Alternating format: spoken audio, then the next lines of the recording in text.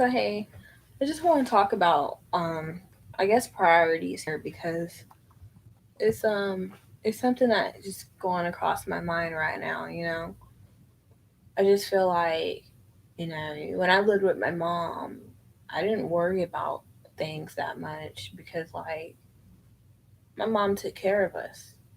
I didn't have to pay any bill in that house. And I mean, I paid a phone bill every month, but I just worked and I got to keep my money, you know? I didn't really have that many responsibilities besides going to high school. But when I graduated and I moved out at 19, things started, I had a plan, I had a goal to go to the army at a time, but I couldn't lose the weight and I ended up not going. I changed my mind and then I was in a situation where I didn't really have anywhere to live at. When I moved out, my mom moved to a different state. My whole family moved to a different state. So I was living with roommates for a short period of time, like a month at a time, a few weeks at a time. And from that time where I turned 19, I lived in one room for a place for a month. I paid them like 100 a week, I think. It's been a while. It's been a while, but I paid them, and then they told me I thought I could keep paying them after the month, and then I was told no, somebody else need this room now, so I had to quit my job, and I had to put my notice in at my job, and I had to move to live with my family, and I moved out the state back. I moved with my family, and I stayed with my grandma and I had a room there, but I still needed money. I still had my phone bill. I still had like just little subscriptions. I needed money. I needed to help her out. But I didn't have a car and I couldn't find a job with her. But not only did I live with her, but I lived with my mom and my auntie and them too. And then I went with my grandma. So that was already three places, you see. So I came back up to the state I had the job in because I felt like being in this state, I have a better chance of getting a job or even without a car. So I moved back up for a little while. I came back up for an interview and I got a job. And I had to stay sleeping on somebody's couch. So that's the fourth place. I stayed sleeping at somebody's couch with like one little blanket and it smells cigarette smokes all night and sleeping next to some drunk dude I didn't even know and getting treated bad. And they didn't treat me like that when my mom was around, but when it was just me, I got treated pretty differently. And I knew I couldn't stay there. I knew even though I was giving them a little bit of money and they said I could stay there, I just didn't feel welcome. So then I met a lady one day at the laundromat and she let me stay with her for about a week and I got me a job and my first check I moved out. I got my first place at 19. But you see, at that time, you know, I was already depressed. I already had things going on in my life. I had just came out to my mom about my molestation that took place at 11 through high school, middle school, and I had so many things going on in my life. But I met a guy and I started a relationship with him and he helped me get on my feet. And it's like the situation that I was in really wasn't taken care of. I should have been saving up money. My goal was to get a place, save up money, and I was going to go to college. And that's why I got that job and I had a really good job. And I really I didn't need a relation. I didn't need a relationship. I mean, sure, he shedded light in my life for a little while, but then he started cheating on me. So then that was something else on top of the baggage or problems I had that I had to worry about. And that made me really more depressed. I was already dealing with depression and drinking And this just added to the problem. And then when we finally broke up, like I hopped into another relationship, broke up with them, tried talking to the ex who was cheating on me again, and then he was like, I don't want nothing to do with you. And my lease was coming up. It had been a year, and I didn't have anywhere to go. I didn't have that money saved up. I did get accepted to a college that I wanted to go to up in New York, culinary school. Really nice school I wanted to go to for my business, what I wanted to do. I had everything planned out, but I ended up moving back to the state where my family was, and again, and I got a little studio.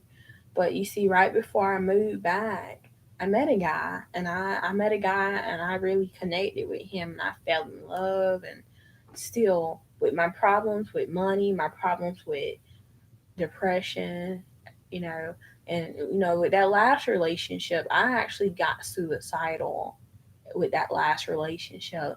So I met this guy, and he was like a diamond, you know. I thought he was perfect, and I was happy, and I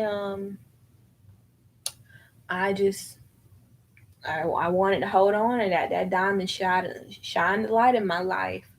And although I was in a dark place, I was regretting my decisions on not going to school. I got a job, but it wasn't paying as much as I thought it would. The bills were coming. And it's like, how can I really enjoy this relationship and be there mentally when I got my all these problems? I remember when me and him wasn't speaking on the phone that I was worrying about bills, and I was worrying about everything else in my life that I had to worry about. And then we end up splitting apart because of something. But the relationship wasn't bad. It's just like I just weren't ready for that breakup either. That breakup just made me feel like love ain't working out for me. Life ain't working out for me. So the suicidal thoughts came back. And you see, I was just never healed. I was never healed. I never took the time to get myself out of the mud. I never took the time to get myself out of my depth that was starting to accumulate. Uh, the self love that I needed to give myself. You know, the education or career stuff that I wanted to do. I never put any effort into. I didn't have the job that I wanted. I didn't have a car. It was cold. It was so many problems that I just didn't fix or get to fix before I said, I want love. And it's like, I felt like what I'm trying to say here is, after that last relationship, it's been like a year now, and I haven't been into a relationship. I have done dating. I've met people. I've been on my dates with guys, hang out, go downtown, but I haven't made it into a relationship, and I feel like I don't need to, because I feel like, yes, a lot of the self love things are coming back. Things are getting a little bit more brighter in my life, but there's still some financial things I want to take care of. My career is going towards the path that I want it to be in, but there's still things that I want differently. There's things that I want for myself. My mom actually needs me right now. You know, I had to focus on my spiritual life.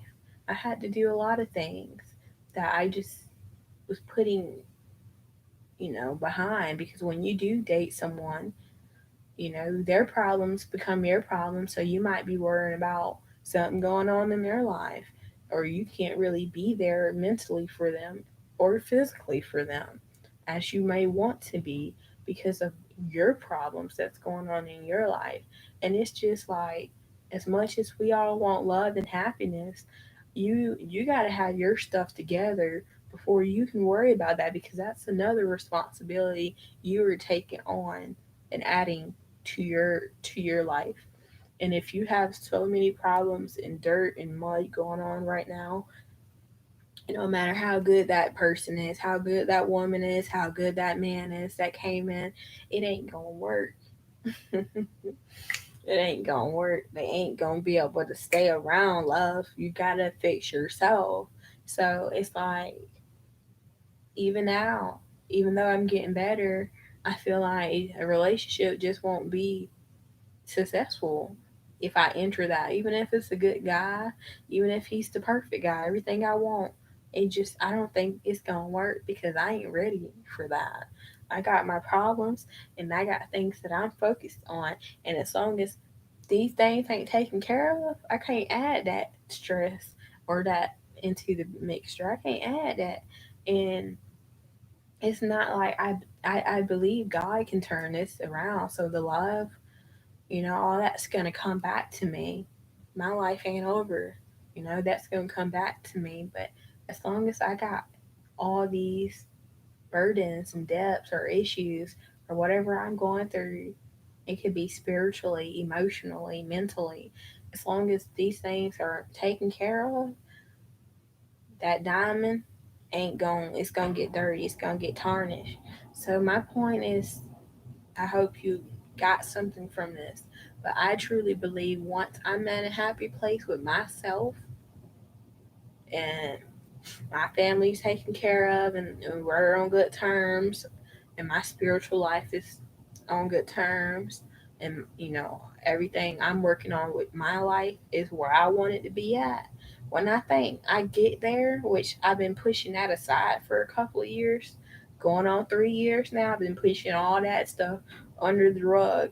I've been pushing it on the rug, and the only thing that's been on my mind is the guy I'm dating. Whether he's cheating, whether he loves me, whatever. And it is just, I always push what I need to work on under the rug. And it's not that the people weren't what I consider a blessing, or they weren't good people, or they weren't nice to me. It's not necessarily that at all.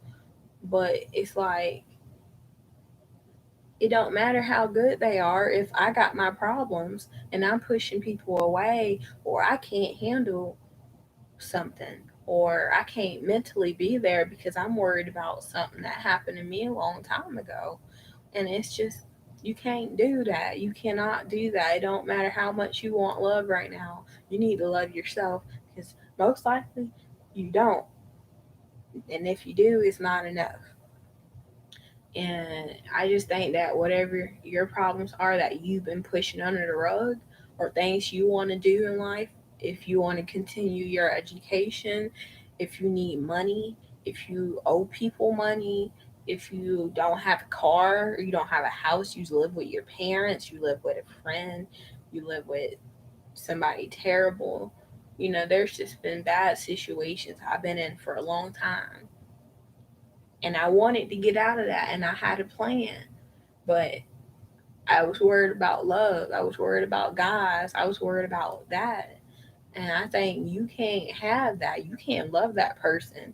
You can't love that person right. Even if all their stuff is together, you can't love that person right if you ain't happy with the way your life is. And I promise you for a fact that I loved the person I was with last, but I promise you, when he weren't around and we weren't talking, I hated my life. I didn't like my situation.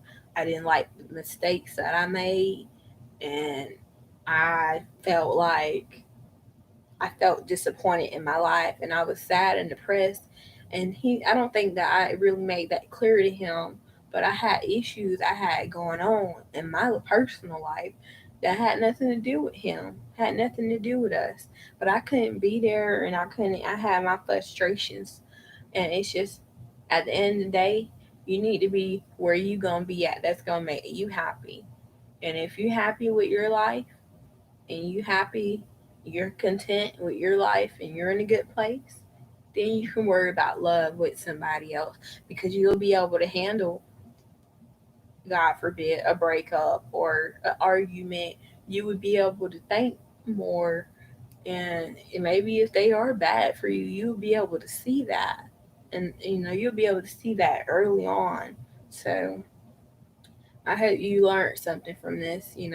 Sometimes we are the problem. Sometimes we just need to fix ourselves and find out what's hurting you, what's bothering you, what's holding you back from success. Why are you not happy with your lifestyle? And don't look, you think they're gonna come in your life and they gonna fix everything?